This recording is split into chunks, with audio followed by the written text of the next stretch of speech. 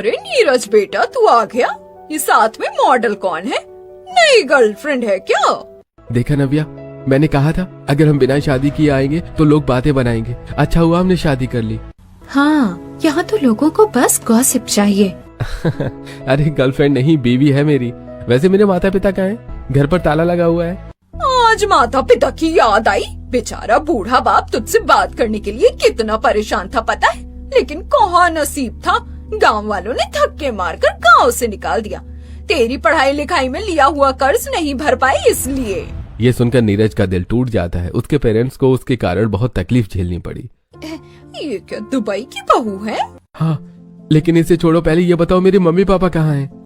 जंगल में ही गए थे। अब पता नहीं शेर चीता खा गया या अभी जिंदा है। जाओ देख लो खुद ही। जिसके बाद नीरज नव्या को लेकर वहाँ से जंगल की तरफ बढ़ जाता है।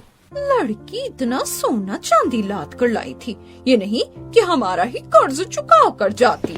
वहीं दोनों पति पत्नी अब जंगल में महेश और सुगंधा को आवाज लगाते हुए आगे बढ़ते चले जाते हैं और घने जंगल में आने के बाद एक पल को वो थक कर उम्मीद हार जाते हैं। वो जिंदा भी होंगे? हम कितनी अंदर आ गए जंगल में, अब तक मम्मी पापा जी का कोई सुराग नहीं मिला। मेरे मम्मी पापा गाँव के रहे हैं, उन्हें ऐसे जंगल में जीवन बिताना आता है। वो जहाँ भी है यहाँ सेफ है। यहाँ दूर दूर तक पानी नहीं दिख रहा। जहाँ पानी होगा वो वहीं मिलेंगे, क्योंकि बिना पानी के रहना बड़ा मुश्किल है। ये तुम्हारे ट्रैक की वजह से तुम्हारी स्किल्स काफी काम आती है। वैसे ये गहने उतार कर रख दो, जंगल में डाकू भी रहते हैं, अगर उन्होंने देख लिया तो गड़बड़ हो जाएगी, हमें लूट लेंगे। जिसके बाद नव्या सारे गहने उतार कर अपने पर्स में रख लेती है और दोनों पति पत्नी नदी की ओर बढ़ जाते हैं। कुछ दूर में नदी के पास पहुंचकर वो देखते हैं कि नदी के किनारे दूसरे किनारे पर कुटिया बनी हुई है। दोनों उस कुटिया के पास जाते हैं जहाँ महेश, सुगंधा और तारा बैठे हुए थे और तीनों बहुत उदास थे। माँ, भैया आ गया, देखो भैया आ गया। नीरज को देखकर सब बहुत खुश हो जाते हैं। बेटा कहाँ था तू? अब तक हमने बहुत कोशिश की तुझ तक पहुँचने की, लेकिन नहीं पहुँच पाए। अब तो सब खराब हो गया। पापा आप चिंता मत करो, अब सब सही हो जाएगा। वैसे ये लड़की कौन है? तेरी गर्लफ्रेंड? तुझे पता है ना, किसी कुंवारी लड़की को ऐसे साथ नहीं लाते। साथ में शादी करके ले आया हूँ, बहू है आपकी। काव्या के मॉडर्न कपड़े, गले में पतला मंगलसूत्र और माथे का हल्का सिंदूर सास को दिखता ही नहीं और सास सोचती है कि वो नीरज की गर्लफ्रेंड है। काव्या और नीरज माँ पापा के पैर छूते और दोनों उन्हें आशीर्वाद देते हैं। माँ पापा, आपके परेशान होने वाले दिन गए, अब आपको कभी भी परेशान नहीं होना पड़ेगा। हम है ना, सब सही होगा। इस जंगल में क्या सही होगा बेटा? माँ जी, आप अपनी दुबई वाली बहू का कमाल देखते जाओ। जिन लोगों ने आपको गांव से निकाला था, वही सम्मान से आपके घर आपको लेने आएंगे। बहू की बात घर वालों को समझ नहीं आती है, लेकिन नीरज अपनी दुबई वाली बीवी के कहने का मतलब समझ गया था। बस कुछ दिन और, फिर आप लोगों को इस झोपड़ी में रहने की जरूरत नहीं पड़ेगी। आज की रात तो सब कुटिया के अंदर ही सोते हैं। वहीं अगले दिन सुबह ही नव्या जंगल से लकड़ियां बटोरने में लग जाती है। बहू, तू ये क्या कर रही है? हमारे नए घर को बनाने की तैयारी। पापा जी और नीरज, आप दोनों जंगल में जितनी भी टूटी हुई डाल हैं और जो पेड़ों के गट्ठर हैं वो लेकर आओ और उन लकड़ियों के पटरे बनाकर दो। फिर नीरज और महेश जंगल की सारी टूटी टहनियां लेकर आते हैं और कटे पेड़ों के गट्ठर से भी लकड़ी के पटरे निकालते हैं। लो, ये हो गया। इतने में क्या होगा, और चाहिए? वैसे अभी एक काम करो, बाजार से छेनी हथौड़ी ले आते आओ और ढेर सारे कील। उसके बाद आप अब पटरे कट करना। बहू, तू करना क्या चाह रही है? कुछ मत कर, वरना समाज यही कहेगा दुबई की बहू आई थी, उससे काम करवा करवा कर मार डाला हमने। कोई कुछ नहीं कहेगा, आप ज्यादा मत सोचो माँ जी। थोड़ी ही देर में नीरज बाजार से कील हथौड़ी लेकर आ जाता है और नव्या अपना काम शुरू करती है। नव्या नीरज और महेश की मदद से एक एक पटरा जोड़ती है, सारे पटरों की कील लगाकर अच्छे से मजबूत करती है और बॉक्स के आकार में तैयार करती है। बहू, ये 10 बाई 20 का इतना बड़ा बॉक्स। पापा जी देखते जाओ मैं क्या कर रही हूँ। नव्या पहले सारे पटरों को जोड़कर बॉक्स के आकार में तैयार करती है और फिर उन्हें सीधा रखकर सारे बॉक्स को आपस में जॉइंट कर देती है। जिसे हम बड़ा बॉक्स समझ रहे थे, वो तो असल में कमरे थे। हाँ जी, बिल्कुल सही समझे आप, वो असल में कमरे थे। देखो, 3 मास्टर बेडरूम तैयार हो गए। अब बस हॉल बनाना है और रसोई तैयार करनी है। बहू, तूने ये सब कहाँ से सीखा? मुझे तो यकीन ही नहीं हो रहा। तूने 2 दिन में अपने दिन रात की मेहनत और लगन से इतना बड़ा मजबूत घर बनाकर तैयार कर दिया। देखकर ही यकीन नहीं हो रहा। माँ जी, अभी घर तैयार कहाँ हुआ है, अभी बहुत सारे काम बाकी है। जिसके बाद नव्या ऐसे ही लकड़ी के पटरों को जोड़कर बड़ा सा हॉल बनाती है, बालकनी बनाती है और फिर एक बड़ी रसोई बनाती है जिसमें डबल प्लेटफॉर्म किचन होता है। ऊपर कैबिनेट्स भी बने होते हैं और नीचे बर्तन रखने के लिए ट्रॉली होती है। भाभी, आप कोई कारपेंटर थी क्या दुबई में, जो आपको लकड़ी का इतना बढ़िया घर बनाना आता है? तारा की बात पर नीरज और नव्या हंस पड़ते हैं। अब्रॉड में लकड़ी के घर ही होते हैं और वहाँ के लिए ये आम बात है। वैसे मेरी बात की जाए तो मुझे ना ट्रैवल का बहुत शौक है। मैं 9 साल की थी जब से मैं ट्रैवल कर रही हूँ और इस ड्यूरेशन में कई बार ऐसा हुआ कि घर नहीं मिलता रहने को, तो ऐसे ही जुगाड़ लगाने पड़ते हैं, इसीलिए मुझे ये सब आता है। बहू की कहानी सुनकर सब हैरान हो जाते हैं। एक दुबई की लड़की जो 9 साल से ट्रैवल कर रही हो, वो हर चीज में माहिर हो। कोई इंडियन बहू आती तो वो भी इतनी गुणी ना होती जितनी मेरी बहू गुणी है। घर अब लगभग तैयार हो चुका था। मजबूत लकड़ी की दीवारें, ऊपर पत्तों और लकड़ी से बना छप्पर, 3 कमरे, एक बड़ा हॉल, बालकनी और खुली हवादार रसोई। लेकिन फिर भी घर के अंदर एक अजीब सा सूनापन था। दीवारें थी, छत थी, मगर घर जैसा एहसास नहीं आ रहा था। बहू, घर तो बन गया लेकिन बड़ा सूना सूना सा लग रहा है। बैठने का कुछ नहीं है, रखने का कुछ है नहीं। हाँ बहू, बस जमीन पर बैठना ही पड़ता है। उम्र हो गई है, पीठ भी जवाब देने लगी है। भाभी, अब आपका ही जादू चलेगा। आप जब से आई हो सब कुछ बदल गया है। अरे इसमें क्या है, घर सिर्फ दीवारों से नहीं बनता, घर बनता है उन चीजों से जो उसमें रखी जाती हैं। आप लोग देखना, आज शाम तक ये घर पूरा घर लगेगा। नव्या पास पड़ी लकड़ियों को ध्यान से देखने लगती है। कुछ मोटे तने, कुछ चौड़े पटरे और कुछ पतली लकड़ियां। उसके दिमाग में जैसे नक्शा बनता चला जाता है। नीरज, पापा जी, आप दोनों मेरी मदद करोगे? अब तो रोज का यही काम है। बताओ क्या करना है? अरे बहू जो बोलेगी वही करेंगे, अब तो हमें भी मजा आने लगा है। नव्या सबसे पहले बैठने के लिए फर्नीचर बनाने का फैसला करती है। वो मोटे लकड़ी के पटरों को जमीन पर जमाती है, फिर ऊपर से चौड़े पटरे जोड़कर एक लंबा सा ढांचा बनाती है। पापा जी, जरा ये कील मजबूती से ठोकना। सोफा ऐसा होना चाहिए कि सालों चले। नीरज और महेश की मदद से धीरे धीरे एक बड़ा सा लकड़ी का सोफा तैयार हो जाता है। फिर उसी तरह 2 कुर्सियां और एक छोटी मेज बनती है। भाभी, ये तो सच में सोफा लग रहा है। जंगल में बैठकर ऐसा फर्नीचर कौन बनाता है? बहू, आज तो मन ही खुश हो गया। अब इस सोफे पर बैठकर लगेगा कि ये सच में हमारा घर है। इसके बाद नव्या बेड की तरफ ध्यान देती है। वो लकड़ी के मजबूत ढांचे पर सूखे पत्तों और घास से बने गद्दों को अच्छे से सहेज कर रखती है। माँ जी, ये पत्तों का गद्दा नरम रहेगा। ऊपर से अगर हम कपड़े बिछा दें तो बिल्कुल आरामदायक हो जाएगा। बहू तो हमारे लिए भगवान बनकर आई है। अब बारी थी खाने की जगह की। हॉल के एक कोने में नव्या लकड़ी से एक बड़ा सा डाइनिंग टेबल बनवाती है और उसके चारों ओर बेंच जैसी कुर्सियां। अब तो हम साथ बैठकर खाना खाएंगे जैसे फिल्मों में दिखाते हैं। घर का अंदरूनी हिस्सा अब काफी भर चुका था, लेकिन असली परीक्षा अभी बाकी थी। रसोई। सुगंधा मिट्टी से चूल्हा बनाने में लगी हुई थी, हाथों में मिट्टी, चेहरे पर चिंता। बहू, लकड़ी जला जला कर खाना बनाएंगे तो जंगल की लकड़ी भी खत्म हो जाएगी और धुआं अलग। माँ जी, आपने गोबर गैस का नाम सुना है? गोबर गैस? वो शहरों में होता है, यहाँ जंगल में कैसे? जंगल में ही तो सबसे आसान है। यहाँ जानवरों की कोई कमी नहीं है। गाय, भैंस, हिरन, सबका गोबर मिलेगा। हम एक छोटा सा गोबर गैस प्लांट बनाएंगे। बहू, ये सब भी आता है तुझे? पापा जी, ट्रैवलिंग सिर्फ घूमना नहीं सिखाती, जीना सिखाती है। कई देशों में मैंने ऐसे सिस्टम देखे हैं। अगले ही दिन से नव्या जंगल में जानवरों का गोबर इकट्ठा करने लगती है। नीरज और तारा भी उसकी मदद करते हैं। एक गड्ढा खोदा जाता है, मिट्टी से ढका जाता है और धीरे धीरे गोबर गैस का छोटा प्लांट तैयार होता है। कुछ ही दिनों में रसोई तक गैस का कनेक्शन आ जाता है। बहू, आज तो चूल्हे में आग बिना धुएं के जल रही है। माँ जी, अब आपको कभी आंखों में जलन नहीं होगी।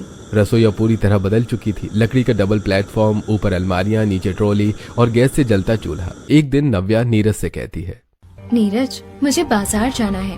देखो, घर तो हमने लकड़ी का बना लिया, लेकिन बर्तनों से कॉम्प्रोमाइज नहीं होगा। तुम्हें तो पता है ना, मुझे घर में डाइनिंग टेबल पर क्रॉकरी सेट ही अच्छे लगते हैं। हाँ पता है, लेकिन पैसे कहाँ से आएंगे? मेरे ट्रैवल के कमाए हुए पैसे, मैंने उन्हें खर्च कहाँ किया? अभी तो उससे बिजनेस स्टार्ट करना है, तुम भूल गए? उसी में से कुछ पैसे मैं निकाल लूंगी। घर तब पूरा होता है जब उसमें बर्तन चमकते हो। नीरज नव्या को लेकर बाजार जाता है। नव्या वहां से सुंदर सा क्रॉकरी सेट खरीदती है, प्लेटें, कटोरियां, गिलास, सब कुछ। जब वो क्रॉकरी घर में सजी डाइनिंग टेबल पर रखी जाती है तो पूरा घर चमक उठता है। भाभी, अब तो ये घर जंगल का महल लग रहा है। सच कहूँ गांव में किसी के पास ऐसा घर नहीं होगा। बहू, लेकिन गांव वालों ने जो हमारे साथ किया, क्या वो कभी माफी मांगेंगे? पापा जी, समय सब सिखा देता है। जब उन्हें लगेगा कि आपने हार नहीं मानी तब वो खुद चल कर आएंगे। दिन बीतते जाते हैं। जंगल में बना ये घर अब एक मिसाल बन चुका था, साफ सुथरा, व्यवस्थित और शांत। एक दिन दूर से कुछ आवाजें आती हैं। वही गांव वाले प्रधान, गोमती, कांति, सुषमा सब चुपचाप खड़े होकर घर को देखते हैं। ये तो वही लोग हैं जिन्हें हमने निकाल दिया था। और देखो कैसे घर बना लिया इन्होंने। सुगंधा दरवाजे पर खड़ी सब देख रही होती है। आंखों में दर्द भी है और आत्मसम्मान भी। माँ जी, आप देखना, आज आपकी जीत का दिन है। अरे ये तो वही महेश का परिवार है ना? हाँ प्रधान जी, लेकिन घर देखो, जंगल में ऐसा घर। हमने तो सोचा था ये लोग भूख से मर जाएंगे, लेकिन यहाँ तो। इतने में सुगंधा बाहर आ जाती है। उसकी नजर गांव वालों पर पड़ते ही वो एक पल को ठिठक जाती है, लेकिन फिर खुद को संभाल लेती है। आओ, बाहर क्यों खड़े हो, अंदर आओ। गांव वाले एक दूसरे का मुंह देखने लगते हैं। वहीं सुगंधा, जिसे कभी उन्होंने हाथ जोड़ते देखा था, आज पूरे आत्मसम्मान के साथ उन्हें घर के अंदर बुला रही थी। अरे अगर ठीक समझे तो। कोई अगर मगर नहीं प्रधान जी, मेहमान हो, अंदर आओ। सभी लोग धीरे धीरे अंदर कदम रखते हैं। जैसे ही वो हॉल में पहुंचते हैं, सबकी आंखें फटी की फटी रह जाती हैं। लकड़ी का बड़ा हॉल, साफ सुथरा फर्श, मजबूत सोफा, टेबल, कुर्सियां, दीवारों पर करीने टंगे हुए सामान। फिर एक एक करके वो तीनों कमरे देखते हैं। तीनों मास्टर बेडरूम, सजे हुए बेड, साफ बिछावन। ये सब जंगल में? अरे बाप रे, ऐसे तो हमारे गांव के घरों में भी नहीं है। फिर सबकी नजर रसोई पर जाती है। डबल प्लेटफॉर्म किचन, ऊपर अलमारियां, नीचे ट्रॉली और गोबर गैस से जलता हुआ चूल्हा। ये गैस? गोबर गैस है, बिना धुएं की, बिना लकड़ी की। अब तक नव्या अंदर से बाहर आती है, चेहरे पर शांति, आंखों में आत्मविश्वास। आओ, आप सब बैठो, बाहर खड़े खड़े थक गए होगे। नव्या सबको सोफे और कुर्सियों पर बैठाती है। तारा पानी लाती है। महेश चुपचाप सब देख रहा होता है। कुछ पल पहले तक जो लोग ताने मार रहे थे, आज उनके शब्द ही नहीं निकल रहे थे। बहू, तूने तो कमाल कर दिया। हमने तुम्हें बहुत गलत समझा। नव्या बिना कुछ कहे रसोई में जाती है। थोड़ी देर में ट्रे में चाय, गुड़, भुने चने और घर की बनी रोटियां लेकर आती है।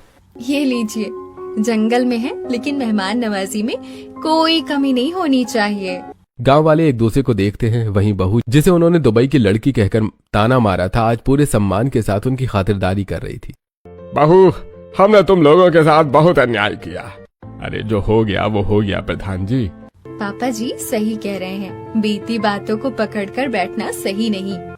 कुछ पल की चुप्पी के बाद नव्या खुद आगे बोलती है। और हाँ, आप सब जिन जिन के पैसे हमारे ऊपर बाकी हैं, वो भी मैं चुका दूंगी। क्या? 2 महीने में 1-1 रुपया, किसी का भी पैसा नहीं रुकेगा। हमें शर्म आ रही है बहू। प्रधान खड़ा हो जाता है। महेश, सुगंधा, अगर तुम चाहो तो गांव वापस आ सकते हो। सुगंधा एक पल के लिए नव्या की तरफ देखती है। माँ जी, आपको जो सही लगे। अभी नहीं, जब समय आएगा तब देखेंगे। गांव वाले धीरे धीरे वहां से चले जाते हैं। जाते जाते सबके चेहरे बदले हुए थे। तानों की जगह सम्मान था। कुछ दिन बाद नव्या नीरज और महेश को साथ में बैठाती है। अब अगला कदम लेना है। कौन सा? गांव वाला हमारा पुराना घर, वो वापस लेना है। अरे वो तो प्रधान के पास है, लेकिन बिकेगा। अब हमारा होगा फिर से। कुछ ही दिनों में नव्या प्रधान से मिलती है। पुराने घर की कीमत जो थी, उससे दोगुने पैसे देकर वो घर खरीद लेती है। पूरा गांव हैरान रह जाता है। जिस घर से निकाला था उसी को दोगुने दाम में खरीद लिया। घर खरीदते ही नव्या वहाँ काम शुरू करवा देती है।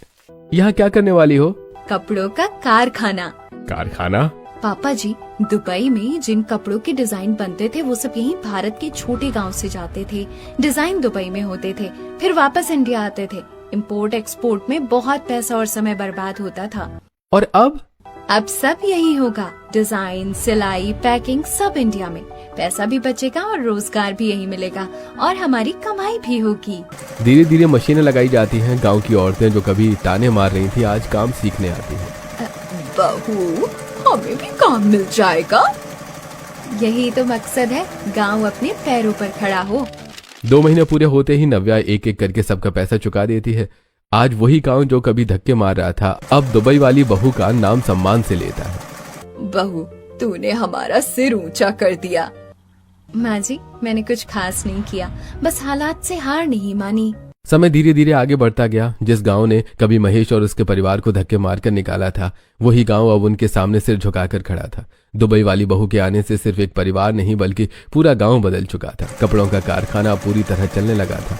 रोज सुबह मशीनों की आवाज के साथ गांव में एक नई उम्मीद जागती। पहले जो औरतें घरों में बैठकर दूसरों की बुराई करती थी, आज वही औरतें मेहनत से काम करती दिखती। बहू, आज पहली बार अपने पैरों पर खड़ी होने का एहसास हो रहा है। हमें नहीं लगा था कि तुम हमें भी आगे बढ़ने का मौका दोगी। जब सब साथ बढ़ेंगे तभी असली तरक्की होगी। नीरज अब कारखाने का पूरा हिसाब किताब संभालता था। महेश को फिर से इज्जत मिली थी। लोग अब उन्हें कर्जदार नहीं बल्कि कारखाने वाले महेश जी कहकर बुलाते थे। बहू, आज लोग सलाह लेने आते हैं, ये सब तेरी वजह से है। पापा जी, ये आपकी मेहनत का फल है, मैंने बस रास्ता दिखाया है। सुगंधा की जिंदगी भी पूरी तरह बदल गई थी। जिस औरत ने कभी नमक चावल खाकर दिन काटे थे, आज वही औरत रसोई में तरह तरह के पकवान बनाती थी। गोबर गैस से चलता चूल्हा, सजी धजी रसोई और मुस्कुराता चेहरा, सब कुछ बदला बदला सा था। बहू, आज रसोई में खड़े होकर थकान नहीं, सुकून मिलता है। अब दुबई वाली बहू अपने पूरे ठाट बाट के साथ रहने लगी थी। कभी सादा कपड़ों में जंगल में लकड़ी उठाने वाली नव्या अब सोने चांदी के गहनों से सजी रहती। गले में भारी हार, हाथों में कंगन, पैरों में पायल। उसकी हर चाल में आत्मविश्वास झलकता। लेकिन उसका ठाठ सिर्फ दिखावे का नहीं था। उसने अपने ससुराल वालों को भी उसी ठाट बाट में रखा। सुगंधा को अच्छे कपड़े, महेश के लिए सम्मान और तारा के लिए पढ़ाई और सपनों की उड़ान।